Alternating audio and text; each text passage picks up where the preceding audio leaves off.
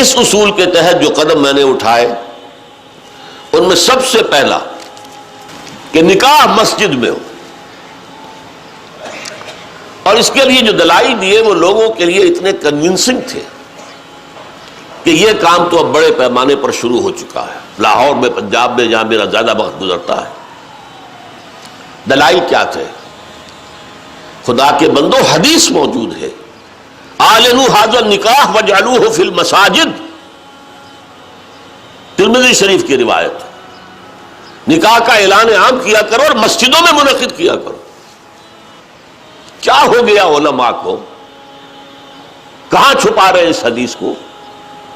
یہ میں مانتا ہوں، علماء کا قول ہے، میں اس کو رد نہیں کر سکتا کہ یہاں فعل امر جو ہے یہ وجوب کے لیے نہیں ہے، فرض کرنے کے لیے نہیں ہے، استحباب کے لیے ہے۔ تو بھائی مستحب چیز جو حضور نے قرار دی ہے اس کو کیوں چھوڑ رہے ہو؟ دنیا کے ہر معاملے میں ہے جستجو کے خوب سے ہے خوب تر کہاں، اور اس معاملے میں آپ مستحب مان رہے ہیں، حضور کا قول موجود ہے، پھر قبول نہیں کر رہے۔ اس کا میں واقعہ آپ کو سنا دوں۔ میں نے یہ تحریک شروع کی تھی، چیریٹی بگنز ایٹ ہوم، جب میرے سب سے چھوٹے بھائی کی شادی کا موقع آیا 1973 میں۔ سرگودے ہمیں جانا تھا، 4 آدمی ہم گئے تھے، جن میں سے ایک ہماری والدہ تھی، اور وہاں مسجد میں نکاح، اور ہم نے وہاں کوئی دعوت تام کہہ دیا تھا کہ ہرگز نہیں ہوگی۔ ہم لاہور سے آ رہے ہیں، آپ کے گھر میں بیٹھ کے مہمان ہوئے، کھانا کھا لیں، کوئی وہاں دعوت عمومی نہیں ہوگی، نکاح مسجد میں ہوگا۔ اس کا اعلان ہوا تو بڑی تعداد میں لوگ آ گئے ایک مسجد میں، وہاں تقریر میں نے کی، لیکن پھر وہاں بھی ایک، جیسے ہمارے ہاں یہاں کراچی میں مولانا مفتی محمد شفیع رحمۃ اللہ علیہ تھے، وہاں بھی ایک مفتی محمد شفیع صاحب تھے، ان کا انتقال ہو گیا تھا، ان کے 2 بیٹے مفتیان شہر کہلاتے تھے، وہ بھی موجود تھے، میں نے نکاح ان سے پڑھوایا۔ لیکن ان میں سے جو بڑے بھائی تھے انہوں نے کہا ڈاکٹر صاحب اس کام کی ہمت صرف آپ میں تھی، ہم نہیں کر سکتے یہ ہمت۔ وجہ کیا ہے؟ مولوی کا سٹیٹس کیا ہے ہمارے یہاں؟ دیہات میں تو کمی کاری، جیسے ہاری ویسا مولوی، فصل پہ کوئی دانے دے دیں گے، اللہ اللہ خیر صلی اللہ، باقی روز کی روٹی کہیں مانگے جائے گھر گھر اور کھائے۔ شہروں کے اندر بھی مسجدوں میں علماء ہوتے ہیں باوقار باعزت، لیکن مساجد کی مجلس منتظمہ بھی تو ہوتی ہے نا۔ کیسے کہیں گے یہاں آؤ، میں نہیں آؤں گا تمہارے یہاں نکاح پڑھانے کے لیے؟ کیسے کہیں گے؟ حدیث رسول کے ہوتے ہوئے۔ بہرحال اس پر لوگوں کو شرم بھی آئی، احساس کیا انہوں نے کہ واقعتاً بات صحیح ہے۔ پھر میں نے غیرت کو چیلنج کیا۔ دیکھو عیسائیوں میں اب تک یہ رسم موجود ہے، انہوں نے اپنے چرچ اور پادری کی یہ عزت برقرار رکھی ہے کہ شہزادی کی شادی ہو یا شہزادے کی ہو چرچ میں ہوگی۔ کوئی پادری ان کا بغل میں کتاب دبا کر بیٹھا ہوا انتظار نہیں کرے گا کہ عصر کا وقت تھا نکاح کا، بیٹھے مولوی صاحب ابھی بارات نہیں آئی، بیٹھے بیٹھے سوکھ رہے ہیں۔ وہ پہلے 30 40 50 روپے مل جاتے تھے، اب 300 400 500 مل جائیں گے، اور کیا ہوگا؟ اور وہاں کیا ہوتا ہے؟ شہزادہ یا شہزادی چرچ میں آؤ، پادری کے سامنے کھڑے ہو کر ایجاب و قبول کرو۔ بہرحال چرچ کی یہ حیثیت آج تک ہے، ہمارے یہاں نہیں، ختم ہو چکی۔ مولوی کا نہ مقام اور نہ اس کی حیثیت۔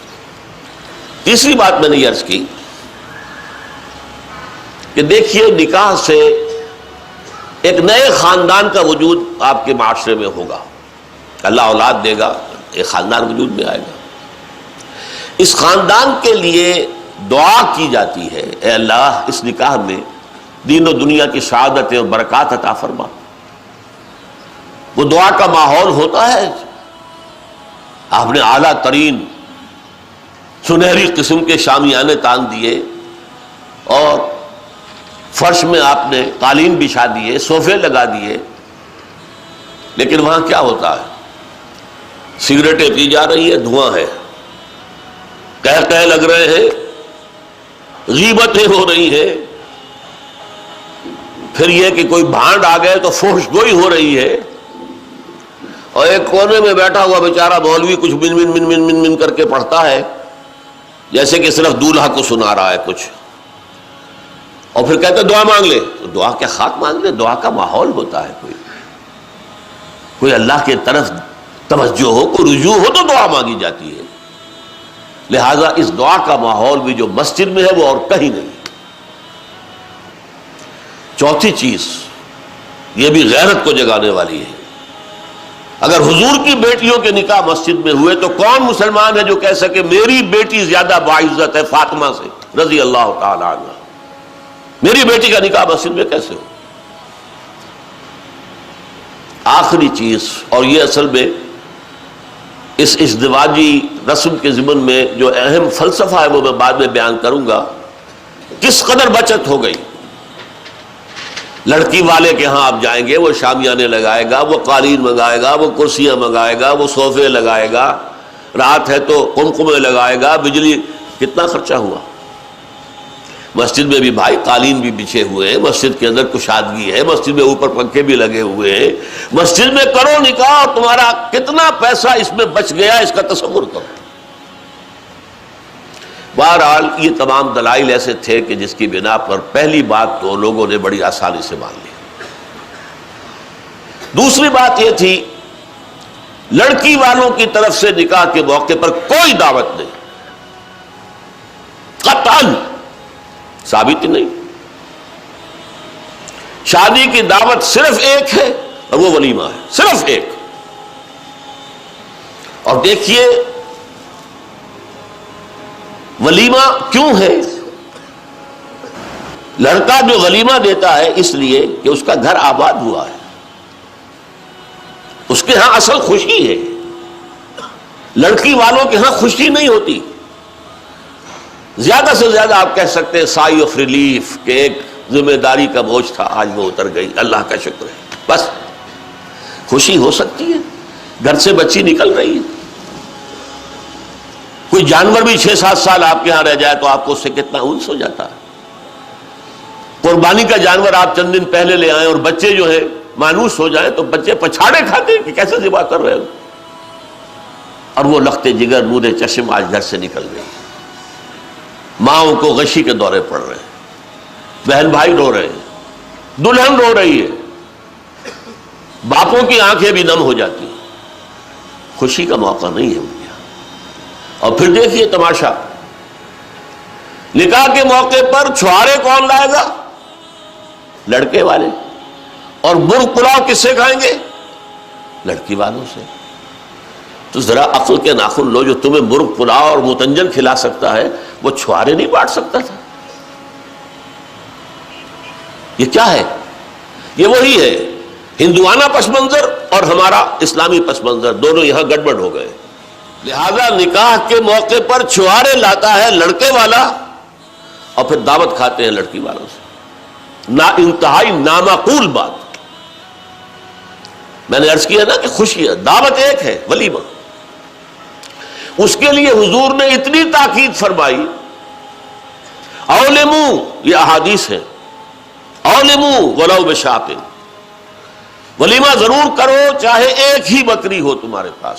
اور یہ عرب میں مفلس ہونے کی سب سے بڑی علامت تھی. وہاں تو بھیڑیں اور بکریاں پالتے تھے، ریوڑ ہوتے تھے. ایک ہی بکری ہے تو وہی ذبح کرو، گوشت پکاؤ، کھلاؤ. یہاں تک دعوت اذا دعی احدکم للولیمۃ فلیاتھا، جب تم میں سے کسی کو ولیمے کی دعوت دی جائے ضرور جائے. اس سے آگے دیکھیے، اور اس میں توازن جو ہے ہماری دین میں اور حضور کے فرمودات میں، اس کا ایک نقشہ سامنے آتا ہے. بئس الطعام طعام الولیمہ، ولیمے کا کھانا برا کھانا ہے. کیوں؟ اس میں غریبوں کو نہیں بلایا جاتا. ظاہر بات ہے، یہ مسلی کھلانے کے لیے تو ولیمہ نہیں ہوتا. ولیمہ تو ہوتا ہے اپنے دوستوں کو، احباب کو، رشتہ داروں کو، قرابت داروں کو شریک کرنے کا.